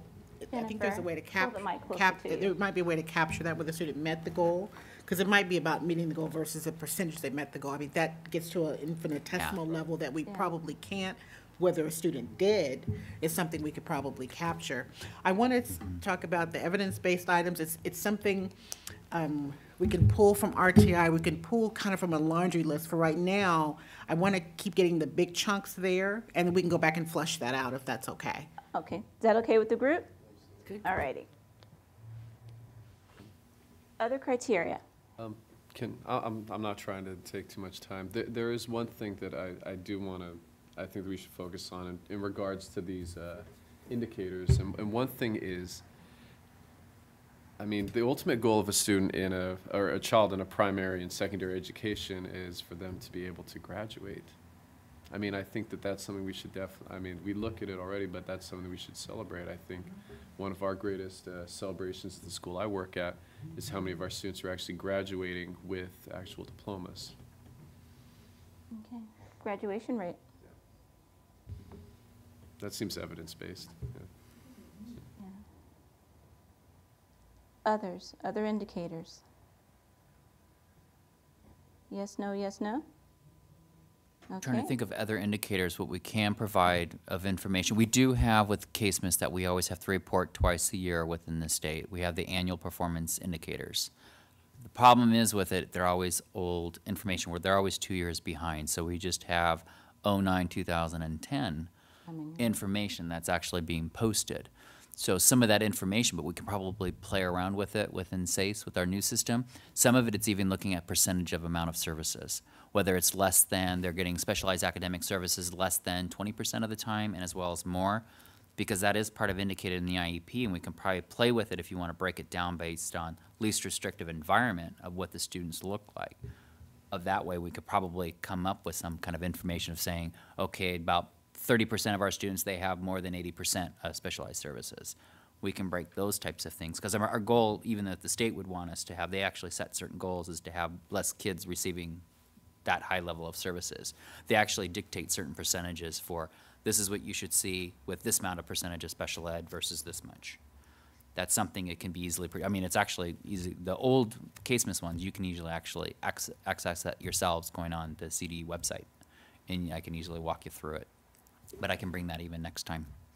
But our dropout rates was a concern, because in the 09-010 school year, of our special ed population, 18% were considered as dropout. So it is a very concern for the district. But it's how it defines it. Even for that senior who is basically can come back for those additional years, they're still considered a dropout until they get that diploma. So we can get that. Even as we define inclusion, blended, however we're going to define it, if we say that that's a goal of ours, if that's of import to us, then how we measure that, I don't know, this construct, I'm thinking level of inclusion might go to an optimal environment. If the goal is to, on the continuum of service, we want the least restrictive the most integrated, whatever our, however we want to define it, that should be measurable. I mean, I'm thinking when I say this level of inclusion, we define what that is. Do we want 25% of the students integrated in mainstream? Do we want 50%? What is our goal? Because then that just, if that's our goal number, then our optimum environment is getting closer and closer to that goal number. But your goals need to be based upon the individual needs of your students. And so you cannot set a percentile as to a specific number of students that need to be in a specific program because it's based upon IEP goals. So the number of children in a program are based upon what the IEPs say, not on some speculation as to what you want to have as a number of students that are in any one given program. Actually, the state does define certain percentages. They will actually say you're on target or you actually need improvement. It actually can put the district in disproportionality. It does set a certain limit of how many can be in a least restrictive environment. Yes, we always have to do that based on the individual needs, but they do look at that, and that basically the district does have consequences. Okay. It is a set priority based on the state. It's through indicators. Based upon the best interest of your students, Mhm. it needs to be based upon IEP goals. Well, I think that what Leonard is referencing is the compliance portion, the compliance piece that, you know, everyone may not be aware of. And what Jennifer was referencing is that as we develop that definition, we need to make certain that the definition has a measurable component to it so that going forward, a group like this actually has data to look at going forward. There is a term within the information technology environment that it's the information technology information library. If you cannot measure it, you cannot monitor it. And so right now it appears to be an unmeasured body, and we want to find a way. And the legacy of this group, if this is the only legacy of this group, you would still have made tremendous progress being able to measure what that looks like in the district. Do we have data on essentially discipline problems? You know, how many times is I don't know how. Yeah, for expulsions, Yeah, suspensions, that sort yeah. of thing. Yeah, or you know, meetings with the principal. Incident Or, reports. yeah. And that's one thing that the Child Welfare and Attendance and Safety Department, they collect all that type of information. We actually have to report it to the state, but looking at their old 09-10 data, it wasn't identified correctly because it basically said we had 0. So we know that is not the truth. We had a lot of problems that were coming up with their data, so we're actually in the process of cleaning all that up, but there's no way to turn back time and correct those things. But as we're moving forward, we're having a lot cleaner systems, and that's truly documented, so we have a good picture of all those types of indicators. So Warren, are you saying you'd like That would be good. that would be a correct? Well, that would be one of the pieces of evidence, one of the things you could quantify to see if things are changing. I'm an experimental scientist, so I can dream up 1,000 ways of monitoring students, but you know, what can you give us more examples of the sort of information that's captured about students? You know, obviously I know about standards testing, and now I know, you know, people know how many times I've been hauled up in front of the principal. But what other things are captured? Captured, like even in our annual compliance, from we're looking at, it even looks at qualification of disabilities among ethnic and racial groups. We are found in disproportionality and indicator 10, which does look at disabilities and ethnicity. So we are getting that kind of information as well. So we do have it broken down, and so what the state does, it really looks at, gives us certain percentages of how we can do for identification. So we are over-identifying in certain populations. So that's one of the areas. Some of the other areas, I got to think of all the different indicators. Looking at post-secondary goals, how many students actually have them. Even looks at parent participation. That's why typically in IEPs, they always ask for that information. Did you feel like you have participated within the IEP, whether you agree or disagree? I'm trying to think of the other areas, dropouts. Do you remember some LCIs that's looking at foster? Yeah. So there's different areas. I can easily print it out for next week, and then at least that way you can see other indicators, and maybe that's something we can add to this one. Okay. What I added from what you shared, obviously disciplinary and behavior, parent participation, your foster youth population. Mm-hmm. Anytime you get into foster, you have to also include the group homes because there are so many in Pasadena. And you also have to include your LCIs because there are so many in the Pasadena PUSD. I mean, there's much more than anywhere else in the state.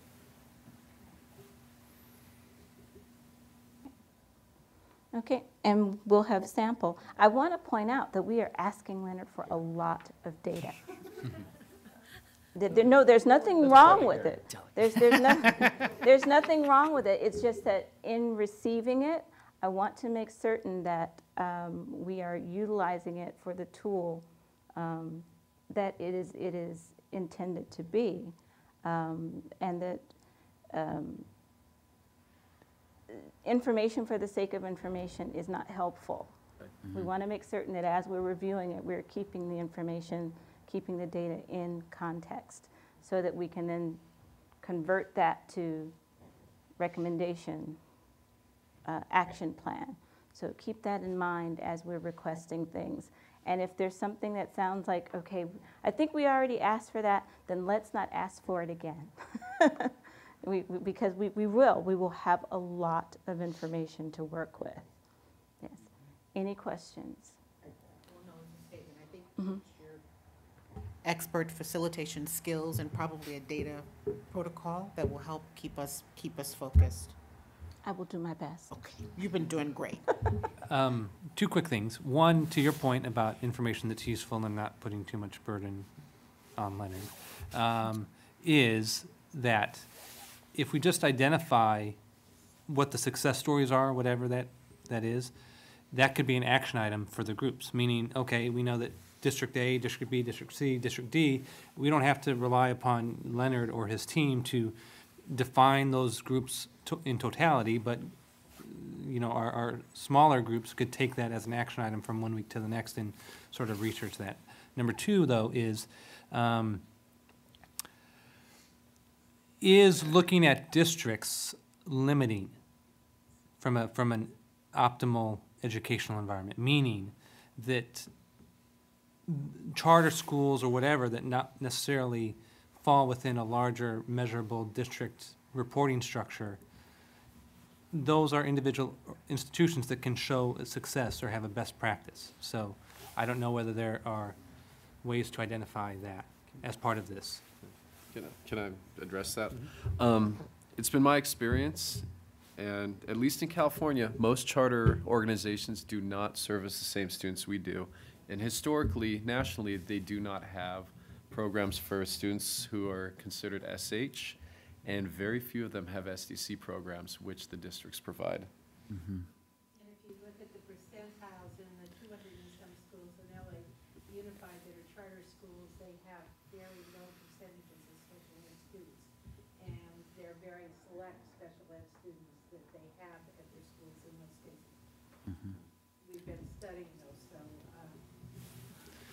And I'm not saying that there are. I'm just, my question is, are there kernels or are there unique examples that?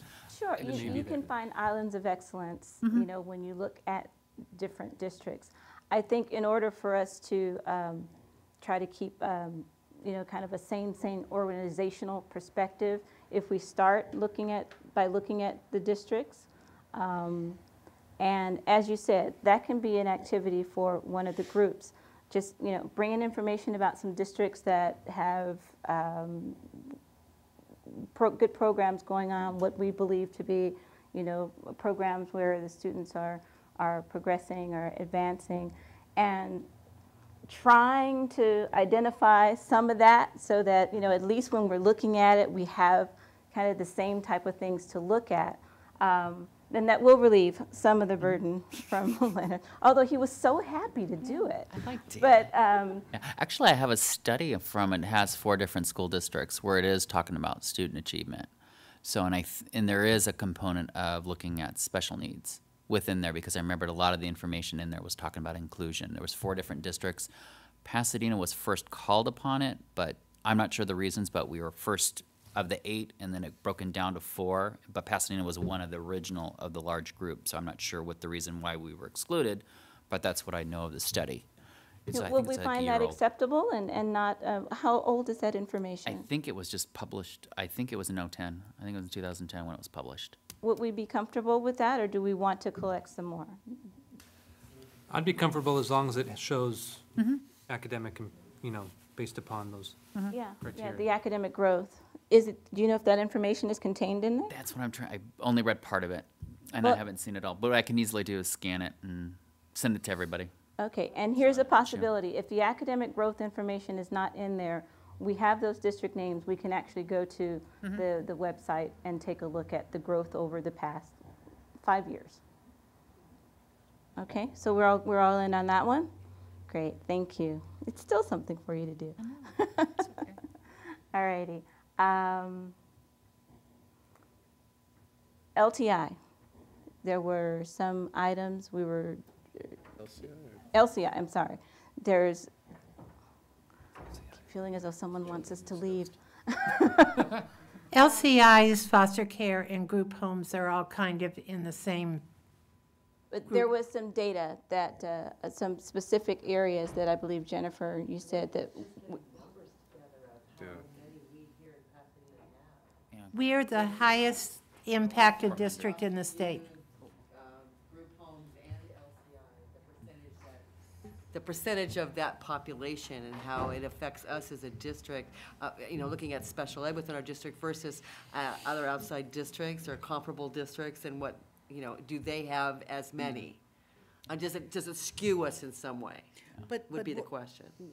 I guess the purpose of having that information is what? I guess I'd be more interested in looking at what our service plan is for students, what an ideal, an optimal environment looks like for those students that come in. I don't have any control over how many group homes come to Altadena, how many LCIs. I want to have some, I hate to use the word control, but I want to have some influence over the students that arrive at my doorstep and what to do consistently throughout the district. well, let's just stick then That with the sort of- information that we get from Leonard.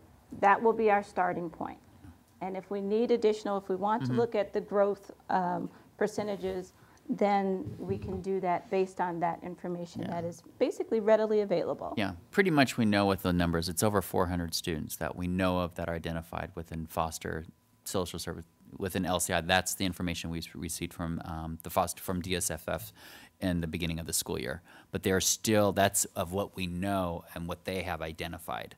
So there could be a lot more, or there could be, but that's pretty much what we know of as of today.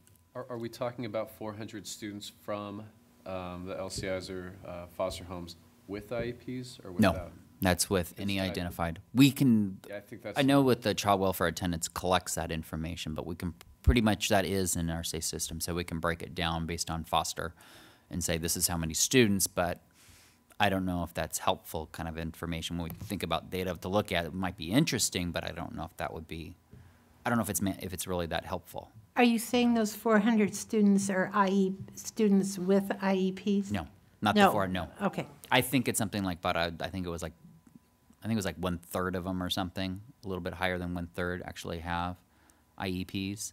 But we can look back in the data, because that's the one thing that both child welfare and attendants in our office are working back and forth with, just so we have that type of information, so we're giving accurate information. Okay, great. I don't know if it's helpful. The reason why I think it's important to look at that is because we've seen trends of students coming in through the LCIs that do come in with a certain designation. And I think it'd be interesting to see, and I think it would actually help us support those students to know that if there are trends there where we have these students, do we have the supports in place for them when they get here? If we see a trend where they're all coming in with a specific. Well, if I may interject and add on to what you said, it seems that if you're seeing a trend to see what has occurred with that number over a set period of time? Has that number increased? Well, it's also goes down to, it goes back to continuum of services. I mean, we want to make sure that the students that we are serving the students, but we're able to have the supports in place for them if they're coming in with a certain Designation. Certain designations that may require a little bit of additional support. We want to make sure that we have those supports in place for them. Okay. Mm-hmm. Okay. All righty, ladies and gentlemen, that's all I have for tonight. Well, what will occur is, there are no secrets here.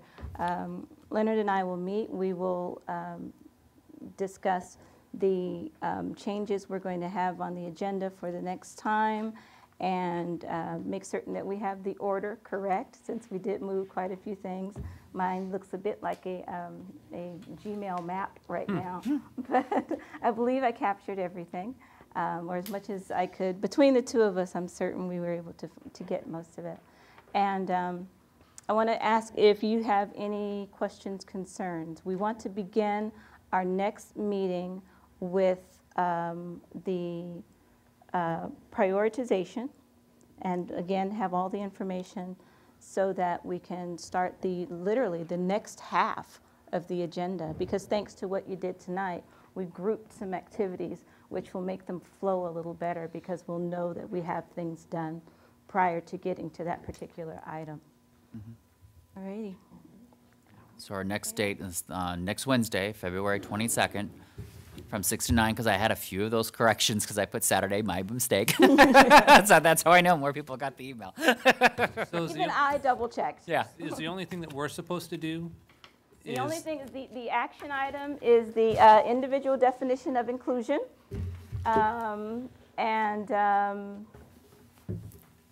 That's it for each person. If you have not had an opportunity to, as our newcomers, you've just arrived, your homework is to read all of the audits. No, just kidding, just kidding. There you go. Now, it is important that you at least have some familiarity with the recommendations from each audit. So I'm not saying read it. The summary sheet, which that's my thing. Yeah, Yes. the summary sheet really And then you'll gets have it. a document that will come from me through Leonard, which will basically put everything on one sheet for you. And your binders then will be used as reference. So some kind of matrix. Yes, yes, I'm big on tables. It just helps me. Even studying in high school and college, I had to rewrite everything. I retained it more. Some people were smart. I had to work for it. So, thank you, thank you, thank you. I appreciate your being here. See you next week. If you will, your table tents, just stick it in your binder. We're going to reuse those. My son is tired of me taking his index cards, and it's going to start charging me. If you haven't signed in, if you could just sign in as well, because we just want to keep a record of everybody who has attended. All righty, thank you so much.